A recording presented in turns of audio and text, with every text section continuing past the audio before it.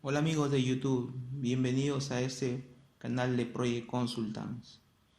En este primer video vamos a tratar sobre el análisis y diseño de un tijeral metálico, el cual ustedes están viendo en las imágenes, que tiene una luz importante, ¿no? Es decir, que la distancia entre sus apoyos supera los 42 metros. Los saluda el ingeniero Norman Leca y este canal gira alrededor del diseño estructural, por lo cual los invito a que se suscriban. Bueno, a continuación voy a describir el tijeral. Este tijeral tiene una forma how. La distancia, como lo dije hace un momento, entre sus apoyos es 42.18 metros. Peralte de la cumbrera más alta, 4 metros, es decir, a ejes. Peralte a la primera montante, 2,50 metros, también a ejes, lo cual nos da una pendiente de 7.1%.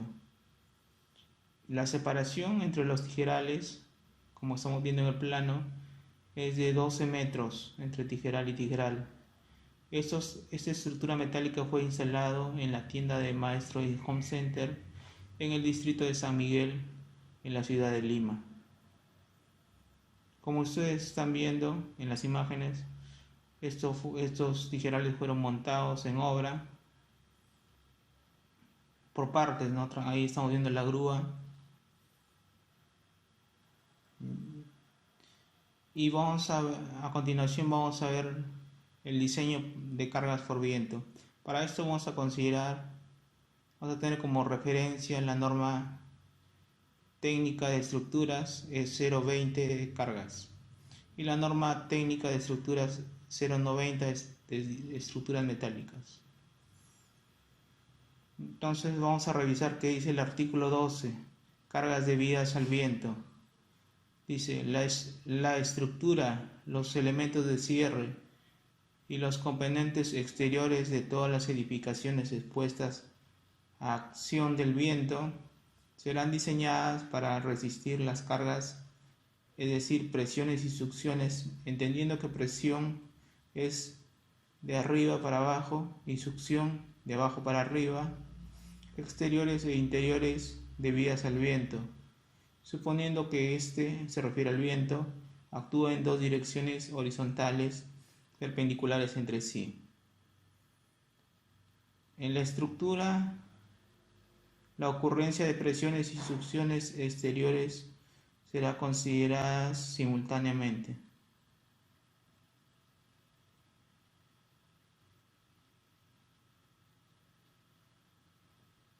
Ahí están viendo ustedes el gráfico del barbolento y el sotavento. Este gráfico fue tomado del libro de diseño estructural de acero. Luego vamos a pasar a la velocidad de diseño. Para eso vamos a ir al artículo 12.3 de la norma técnica de 020 de cargas, que dice lo siguiente, ¿no?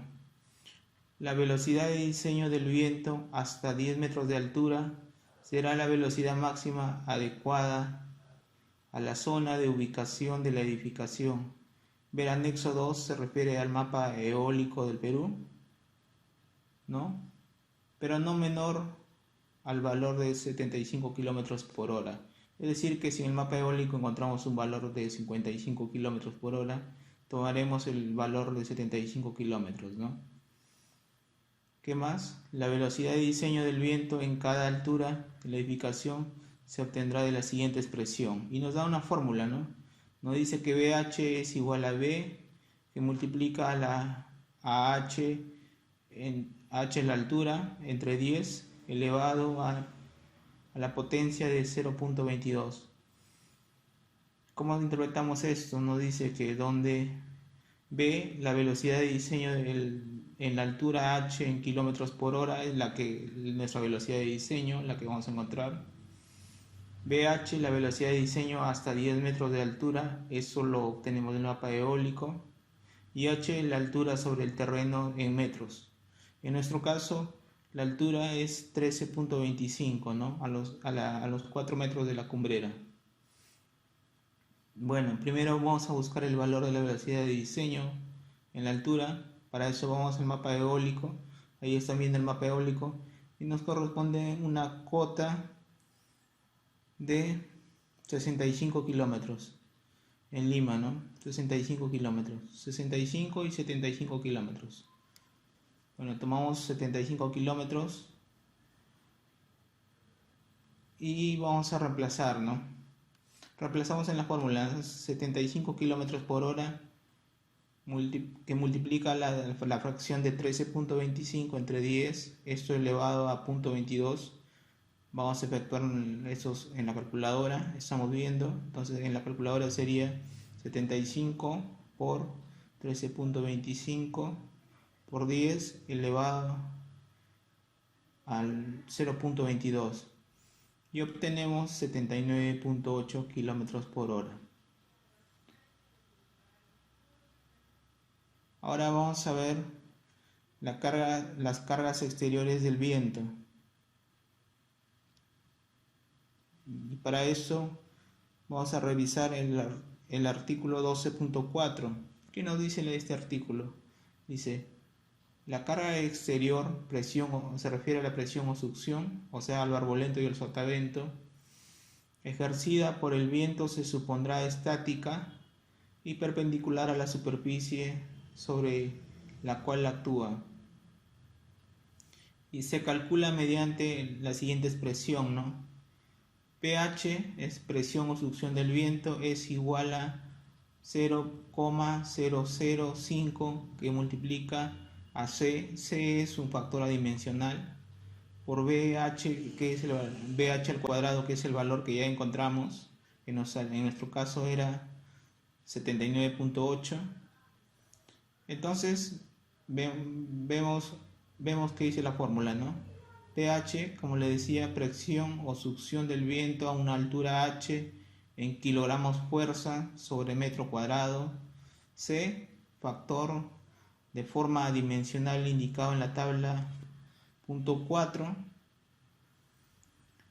BH, velocidad de diseño a la altura h en kilómetros por hora, definida en el artículo 12.3. ¿Correcto? Entonces, ahora vamos a nuestra tabla 4 para obtener el factor de forma C. Nos dice que en nuestro caso tenemos superficies inclinadas a 15 grados o menores a 15 grados. Para esto tenemos barbolento y sotavento. Para nuestro caso, barbolento vamos a tener dos valores, un positivo y un negativo. El valor positivo sería más 0.3 y el valor negativo menos 0.7 y un valor negativo de 0.6 para sotavento. También esta tabla nos refiere a lo siguiente: el signo positivo indica presión y el signo negativo succión, ¿no? En nuestro caso sería presión, se sobreentiende que es de arriba para abajo, actúa el aire, y la succión de abajo para arriba. Bueno, ya tenemos nuestros valores. Entonces, ahora nos queda reemplazar en la fórmula, ¿no? ¿En cuál fórmula? En la que dijimos hace un momento, pH es igual a 0,005 C, factor adimensional, por BH al cuadrado. Bueno, vamos a reemplazar en barbolento. Para barbolento tenemos dos valores, como dijimos hace un momento, y reemplazamos en este primer caso barbolento. Efectuamos en nuestra calculadora 0.005 por 0.30 positivo por 79.8 al cuadrado. Y como verán, obtenemos un valor de 9.55 kilogramos fuerza sobre metro al cuadrado. Esto sería para el primer valor de barbolento positivo. Ahora tenemos el segundo caso, que es barbolento negativo. Y reemplazamos, ¿no?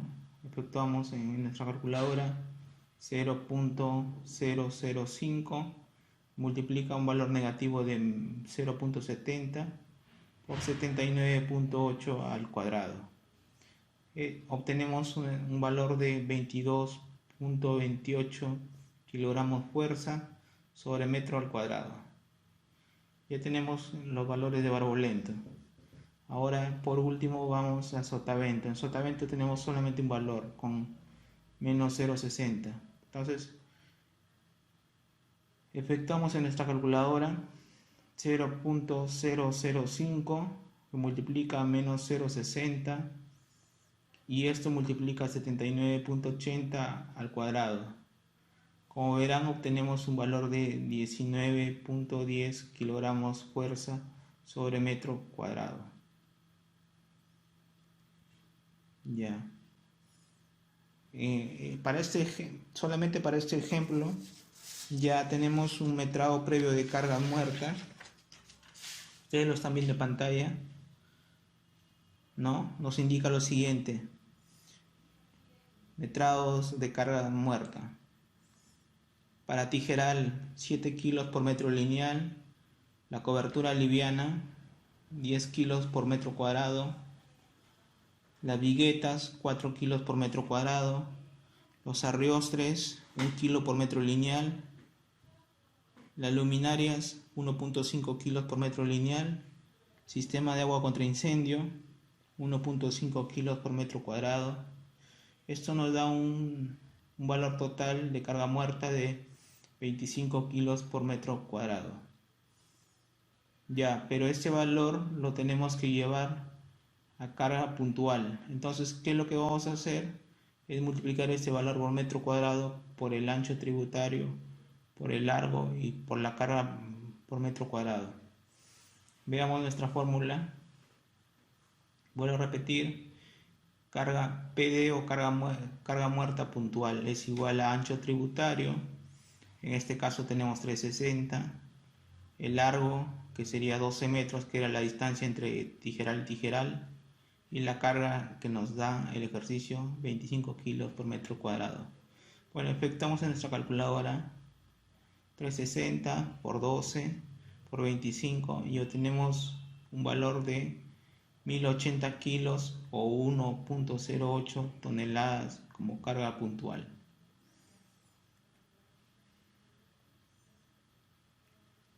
Siguiendo con el ejemplo, vamos a carga viva, ¿no? Carga viva. Para esto, carga viva, vamos a revisar lo que dice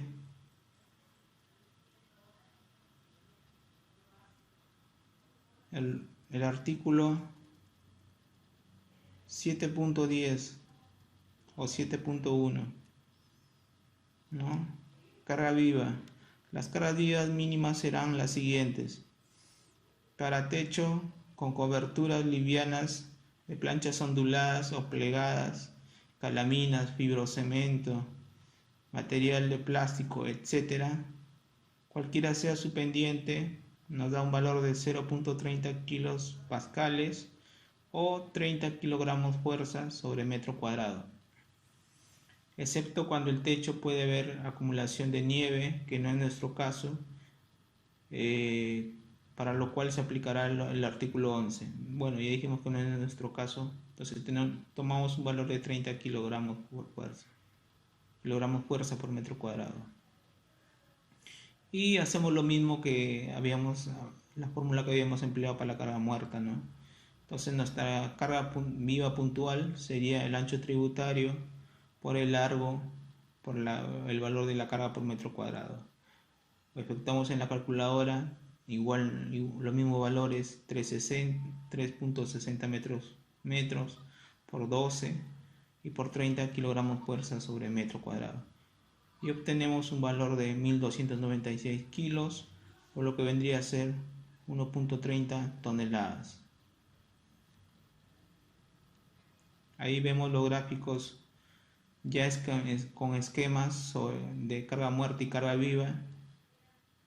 Y ahí hay que hacer una pequeña aclaratoria, ¿no? Por ejemplo, en el primer caso de carga muerta tenemos un valor de 1.08 toneladas en todos los nudos, en los encuentros entre la brida superior, la montante y la diagonal, pero en la primera montante o en la montante inicial y en la montante última, donde están los apoyos, debemos considerar un ancho tributario no de 360 sino de 180, lo cual nos da un valor de 0.54 o lo que vendría a ser la mitad de la carga. Igual para la carga viva, ¿no? Tenemos un valor de 1.3, entonces ya obtendríamos un valor de 0.65, solamente en el montante inicial y en la montante final. Bueno, aclarado esta parte, vamos a pasar a lo que es cargas de viento.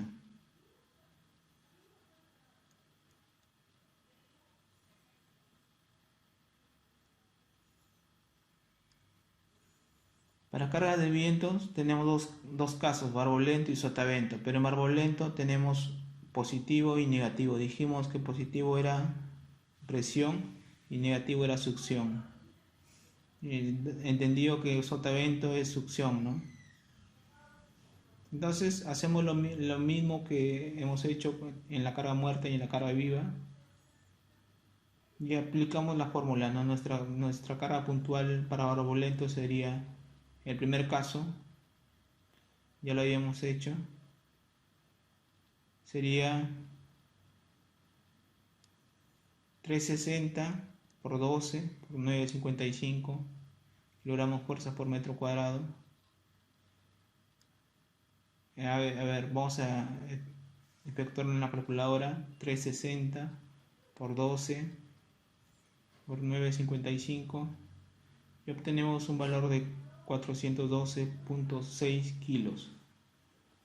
Eso sería para el primer caso de barbolento. Para el segundo caso de barbolento, de igual forma, 360 metros por 12 por 22.28 kilogramos fuerza sobre metro cuadrado. Y obtenemos un valor de 962.8 kilogramos fuerza, ¿no? Y por último, sotavento, ¿no? Sotavento es 360 por 12 por 19,10 y obtenemos un valor de 825 kilos. Bueno, así ya tenemos los tres valores. Acá hay que hacer una apreciación, ¿no? ¿Cuál es la apreciación? Que tenemos dos vientos, ¿no? O sea, viento 1 y viento 2, que van a ser en realidad combinaciones.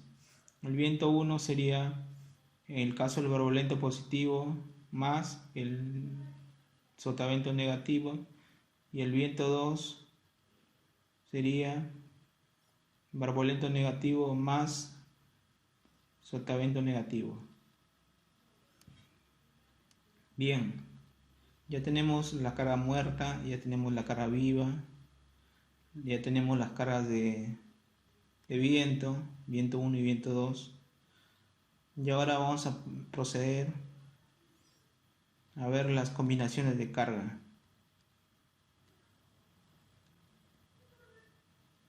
Bueno, para esto, para las combinaciones de carga, vamos a revisar la norma técnica es 0,90 de estructuras metálicas. Nos vamos al artículo 1.4 y vemos qué es lo que dice el artículo, ¿no? En pantalla ustedes están viendo, nos habla de que cargas y combinaciones de carga. Las cargas nominales se refieren no factoradas, ¿no? Serán las cargas mínimas de diseño establecidas en la norma de 0,20 de cargas, la que hemos hablado hace un momento. Y nos dice, por ejemplo, nos indica que la carga muerta debido al peso propio de los elementos y los efectos permanentes sobre la estructura. L, carga viva debida a mobiliario ocupantes. W carga de viento y S carga de nieve. En nuestro caso no tenemos ni carga de nieve, tampoco tenemos carga de sismo.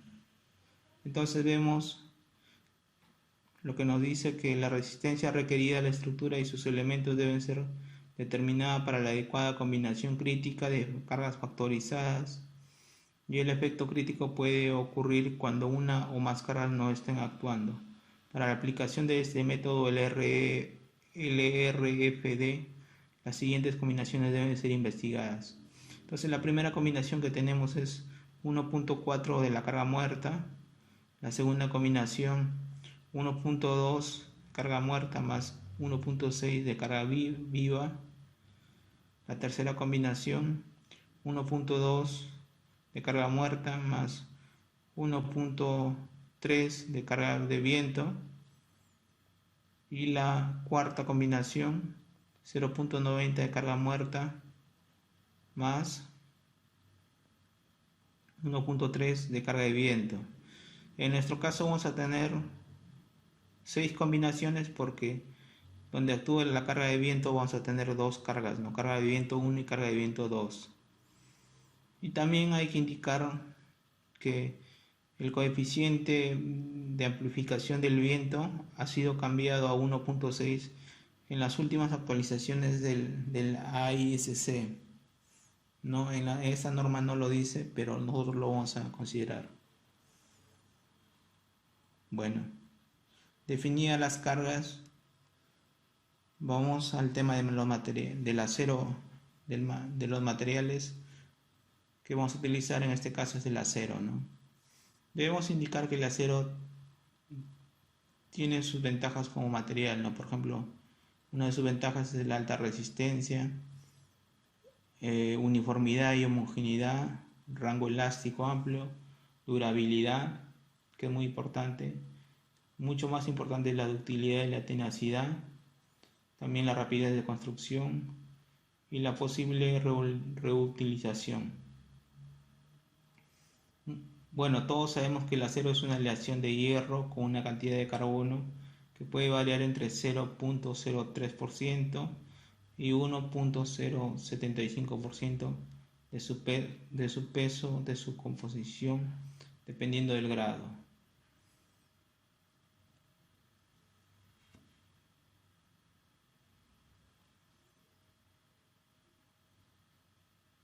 En el mercado nacional nosotros vemos que se fabrica grados A35, A50, A60,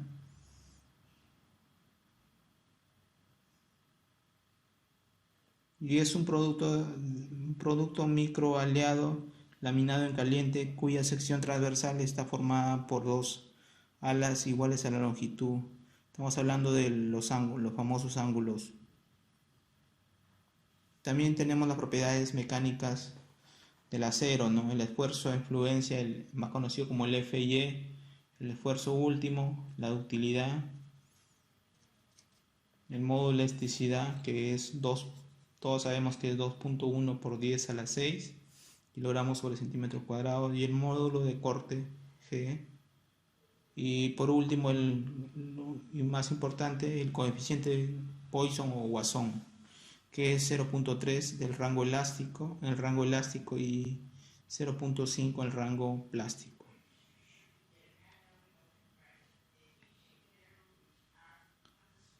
Bueno, las secciones que vamos a usar para este tijeral tenemos las siguientes, ¿no?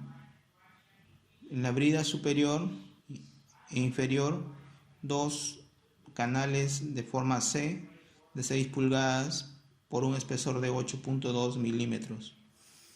En las montantes, dos ángulos de 3 pulgadas por un cuarto espesor. En las diagonales, dos ángulos de 2,5 por 2,5 por un cuarto de espesor. Para esto vamos a ubicar la hoja técnica de las dimensiones de los ángulos para la montante y las diagonales. Estamos viendo la ficha técnica de Aceros Arequipa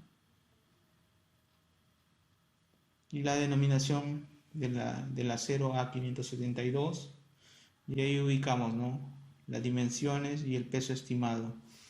Teníamos para las diagonales dos ángulos de 2,5 por 2,5 por 1/4.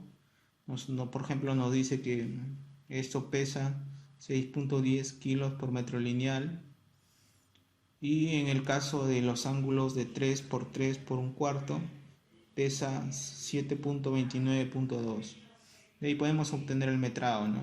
En nuestro caso no nos vamos a hacer problemas porque cuando veamos la parte del SAP, simplemente ya lo tenemos metrado, ¿no? En nuestra carga muerta nos están dando un valor de 7 kilos por metro lineal. Lo podemos verificar después. Y para el caso del canal, vamos a Comasa o Comercial del Acero, y ahí estamos viendo, ¿no?, la designación nominal de 6 pulgadas y un ancho de 8.71 y 8.2.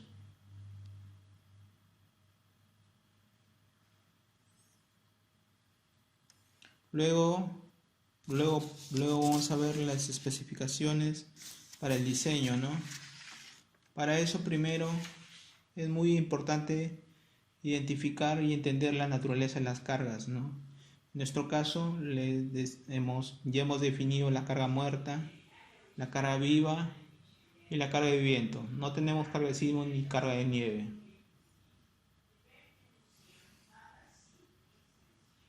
De esto pasamos a la segunda etapa, que es proponer un modelo estructural. En este caso, el modelo estructural son los tijerales y sus secciones, ¿no? Posteriormente se selecciona el método a utilizar. En este caso puede ser el LRDF o el ASD, a través del cual los efectos de las cargas actuantes serán afectadas por la RU, que es la resistencia requerida, o el RA, que es la resistencia requerida en el RDFD y en el ASD. Nosotros vamos a diseñarlo con el método LRFD, que es el que indica la norma. Luego se hace el análisis estructural y se compara la respuesta versus la resistencia, ¿no? O sea, la resistencia requerida, el RU, y el RN, que es la resistencia nominal. Entonces, veamos rápidamente qué dice el artículo 1.53 de la norma E090, ¿no?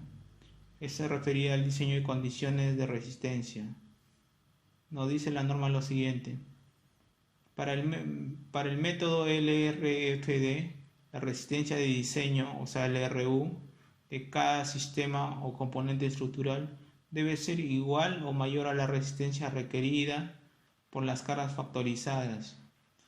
La resistencia de diseño, o sea, phi por R, el R nominal, para cada estado límite se calculará multiplicando la resistencia nominal Rn por el factor de resistencia o phi.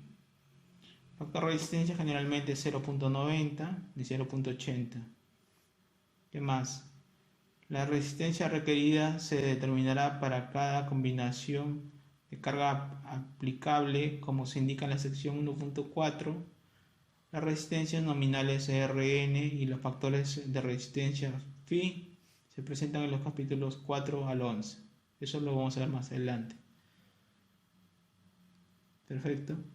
Entonces, después también es importante ver la clasificación de la sección, ¿no? ¿Qué nos dice la norma? Primero hay que identificar y verificar si nuestra sección es esbelta o no es esbelta, ¿no? Ahí estamos viendo las figuras, los casos que tenemos para doble ángulo y para el canal, ¿no? Bueno, eso lo vamos a ver en el diseño ya. Bueno, hasta aquí la primera parte de este video. Espero que les haya gustado el video y los invito a estar atentos porque estamos preparando la segunda parte del análisis. Muchas gracias por su tiempo.